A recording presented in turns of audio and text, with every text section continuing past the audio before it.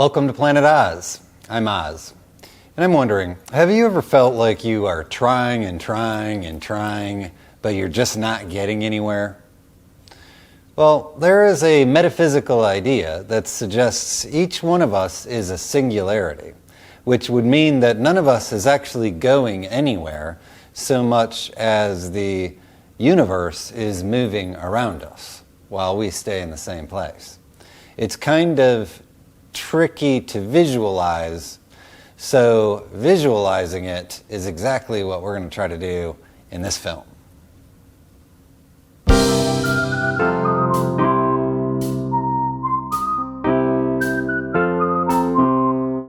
Okay, so from time to time you hear about this metaphysical idea that suggests that we don't actually have a location and that we don't actually move through three-dimensional space.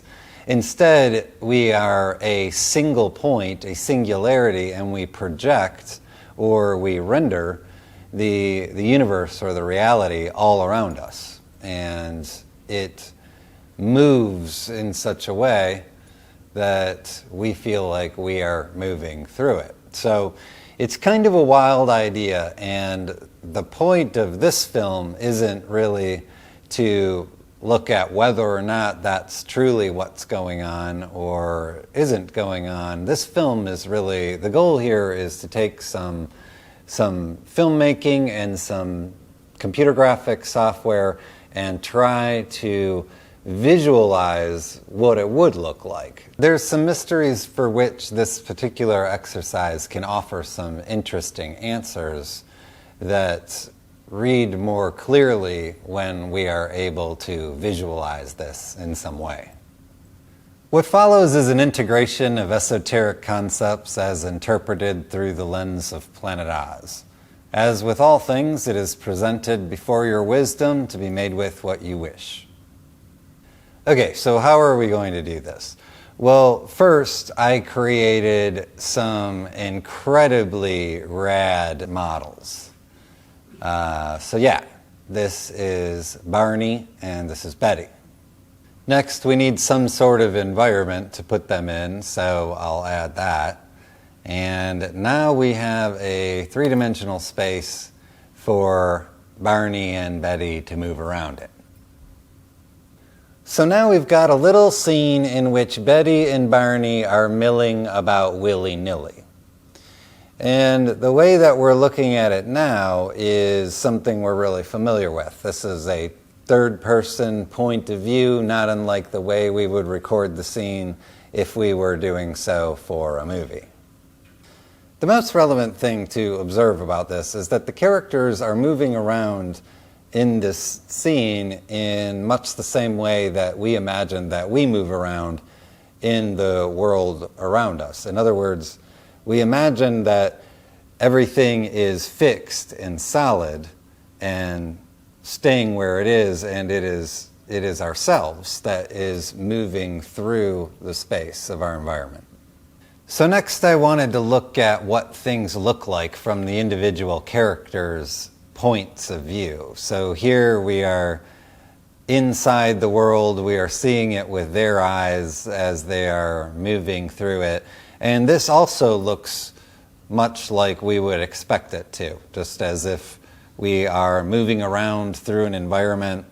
And but it's interesting to see things as the characters get closer and further away from different things in the space.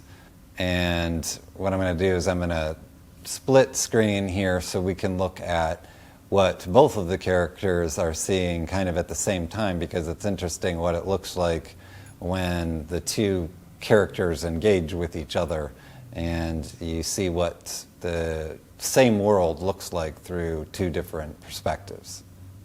Okay, so with all that established, how do we see the singularity point of view?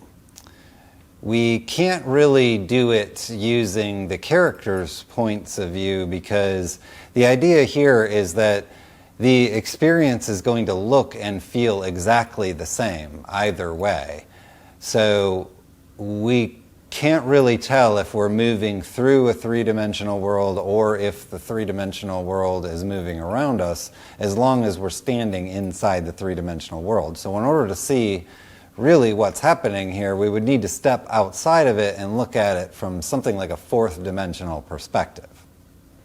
Looking upon Betty and her environment from the point of view of a dimension that contains them both allows us to see how Betty could actually be having the experience as a singularity, where she is not moving, but the environment is moving all around her.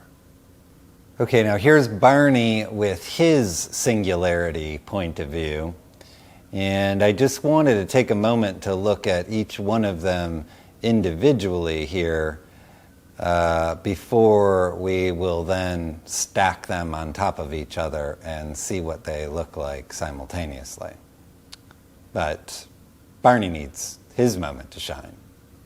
But Barney doesn't get a moment to shine? Okay, now let's stack one on top of the other one. And here you can see what is ultimately the point of the whole exercise, because this shows how two different characters with two unique points of view, two unique perspectives, can be having a visceral, three-dimensional experience.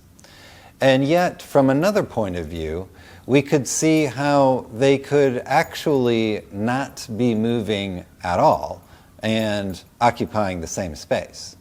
For fun, I added a few more characters having a few more experiences in the space and overlaid them all, and you can see how it starts to take on a bit of a modern art feel at a certain point. So what is the value in visualizing this way?